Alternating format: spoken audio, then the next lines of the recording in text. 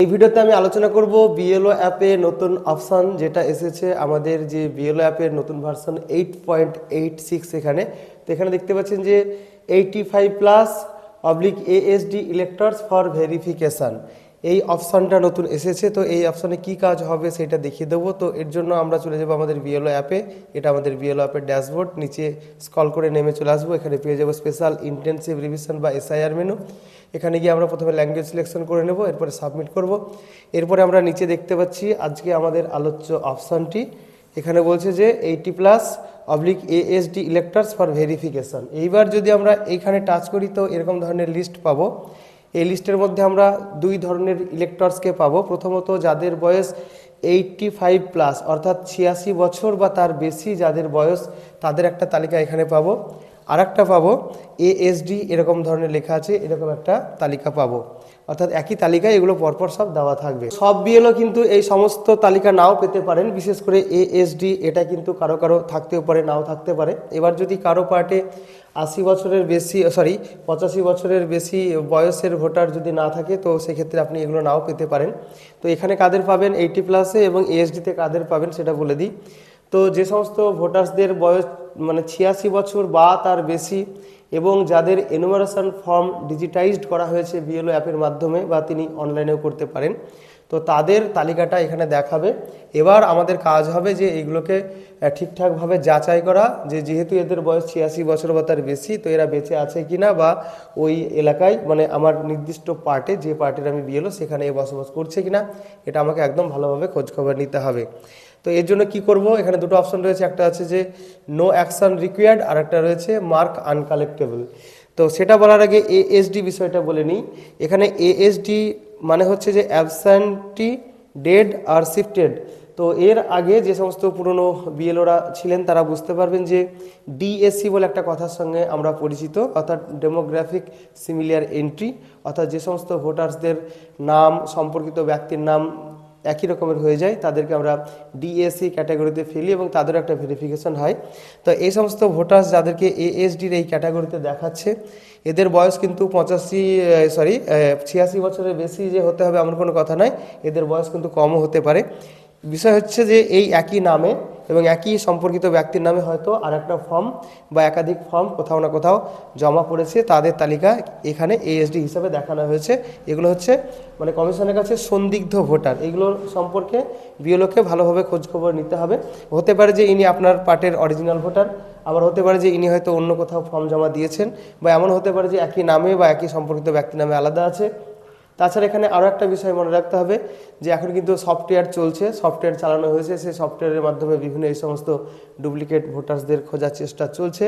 তাছাড়াও বিভিন্ন যে রেজিস্টার রয়েছে, যেমন বার্থ এবং ডেথ রেজিস্টার, তারপরে রেশন কার্ডের যে দপ্তর, তারপরে আধার দপ্তর, এই বিভিন্ন দপ্তর থেকে কিন্তু ডেড ভোটারদের তালিকা সংগ্রহ করা হচ্ছে। এবার সেখান থেকে যদি মনে হয় যে এটা সন্দিগ্ধ ভোটার, তো সেটাও কিন্তু এখানে থাকতে পারে। তো এই হচ্ছে বিষয়। তো এরপরে যেটা আমরা করব, তো যদি দেখি যে ধরুন এই ভোটার অরিজিনালি আমার পার্টে বসবাস করছে, এর বয়স 86 বছরের বেশি হলেও সে আমার পার্টেই বাস করছে, তো তার জন্য আমরা কি করব, নো অ্যাকশন রিকোয়ার্ড করব। এবার একটা কনফার্মেশন পপ আপ আসবে, ইয়েস করে দেবো, হয়ে যাবে। এবার যদি দেখি যে না এ মারা গেছে বা শিফটেড হয়ে গেছে বা কিছু, তাহলে আমরা এখানে মার্ক আনকালেক্টেবলে যাব। মার্ক আনকালেক্টেবল এর আগেও আমরা যেভাবে করেছি ঠিক একই রকমভাবে এখানে অলরেডি এনরোলড হবে না, ডেড হবে না, শিফটেড হবে না, যেটা হবে সেই অপশনটাকে আমরা টাচ করব। তারপরে এখানে 150টি ক্যারেক্টারের মধ্যে একটা সুন্দর করে কমেন্ট লিখে দেবো, অর্থাৎ কেন এর ফর্মটা আনকালেক্টেবল হবে, ডেড হলে সে কবে মারা গেছে, শিফটেড হলে কবে থেকে শিফটেড ইত্যাদি আপনারা এখানে লিখে দেবেন। এরপরে এখানে ওই যে এনুমারেশন ফর্ম, সেই ফর্মের উপরে আপনাকে কারণটা লিখতে হবে কেন সেটা আনকালেক্টেবল, ডেড, শিফটেড বা কবে থেকে ডেড কবে মারা গেছেন, শিফটেড কবে থেকে, এগুলো লেখার পরে ওই পাতার ছবিটাকে আপনাকে আপলোড করে দিতে হবে, যেভাবে আমরা আগেও করেছি। তো এখানে পাতার ছবি আপলোড করে দেবো। এবার যদি কোনো উপযুক্ত ডকুমেন্টস থাকে, অর্থাৎ একাধিক জায়গায় যদি নাম থাকে, তাহলে হয়তো সে নতুন জায়গার ভোটার কার্ডের ছবি বা ডেথ সার্টিফিকেট যাদের আছে, যারা মারা গেছে তাদের ক্ষেত্রে সেই উপযুক্ত ডকুমেন্টস, সাপোর্টিং ডকুমেন্টস যদি কিছু থাকে, তো সেটাও আমরা এই অপশনে গিয়ে টাচ করে সেটাকে আপলোড করে দিয়ে সাবমিট করে দিতে পারি।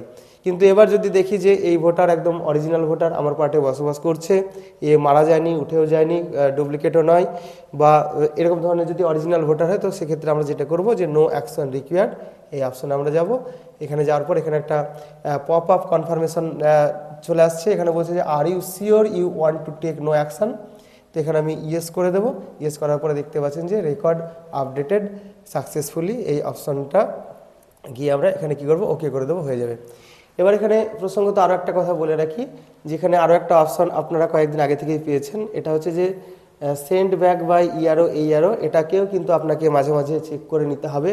কারণ যে সমস্ত ভোটার্সরা সন্দিগ্ধ, যেগুলো ভেরিফিকেশন করতে গিয়ে ইয়ারও, এই ইয়ারোদের মনে হয়েছে এইটাকে সেন্ড ব্যাক করা দরকার, বিএলও কর্তৃক আবার নতুনভাবে ভেরিফিকেশনের দরকার, তো তাদের তালিকাও কিন্তু আপনারা এখানে পেয়ে যাবেন। তো তার জন্য এখানে টাচ করে আপনারা পেয়ে যাবেন। এখানে আরও একটা তালিকা পেতে পারেন। আপনারা ধরুন ভুল করেছেন, ভুলভাবে কিছু একটা ফর্ম টর্ম ফিল আপ করেছেন, এবার সেটার আপনার এন্ড থেকে অর্থাৎ আপনার লগ ইন থেকে হচ্ছে না, সেটা ইয়ারও বা এইয়ারও লগ ইন থেকে হবে। তখন ইয়ারও বা এইয়ারওকে যদি জানানো হয়, তিনিও সেটাকে সেন্ড ব্যাক করে দেবেন। সেটা কিন্তু আপনি এই ফর্মটা এখানে পেয়ে যাবেন। তো এর অধীনে আপনারা আবার দুটো অপশন পেয়ে যাচ্ছেন। প্রথমে রয়েছে যে সেন্ড ব্যাক বা ইয়ারও, এইয়ারও মার্ক অ্যাজ আনকালেক্টেবল, অর্থাৎ যে সমস্ত ভোটার্সদের আপনি আনকালেক্টেবল করে দিয়েছেন, পরে দেখছেন যে না, তার ফর্মটা ফিল আপ করার দরকার আছে, সেটা আনকালেক্টেবল হবে না, সেরকম কিছু থাকলে এখানে টাচ করলে আপনি তার তালিকা পাবেন। আর যে সমস্ত ভোটার্সদের এনুমারেশন ফর্মটাকে বিএলও অ্যাপে ডিজিটাইজড করা হয়েছে বা ফর্মটাকে ফিল আপ করে দেওয়া হয়েছে, সেইগুলো যদি সেন্ড ব্যাক করার প্রয়োজন হয় বা সেটা যদি সেন্ড ব্যাক করে থাকে, তো সেই তালিকা আপনি এইখানে পাবেন। তো আমি যেখানেই টাচ করি না কিন্তু মানে আমার কিন্তু এখানে জিরো দেখাবে, যেহেতু আমার এখানে মানে কোনো রকমের সেন্ড ব্যাক আপাতত এই মুহূর্তে নেই, তাই এখানে দেখতে পাচ্ছেন যে নো রেকর্ড ফাউন্ড, এটা কিন্তু দেখাচ্ছে। এবারে কিন্তু আপনারা মানে কতজনকে সেন্ড ব্যাক করা হয়েছে, সেলফ না প্রোজেনি না নাইদার, সব কিন্তু আপনারা এখানে পরপর এখানে টাচ করলে, যে ক্যাটাগরি যে অপশানটা রয়েছে এখানে টাচ করলে, বা যে সিলেক্ট টাইপ, এই সিলেক্ট টাইপ অপশানে গিয়ে টাচ করে কিন্তু আপনারা দেখে নিতে পারবেন। তাহলে আজকে আমাদের যে আলোচ্য বিষয় ছিল যে নতুন অপশান, এই নতুন অপশানটা এসেছে আমাদের বিএলও অ্যাপের 8.86 ভার্সানে, সেই নিয়েই একটা আলোচনা করা হলো।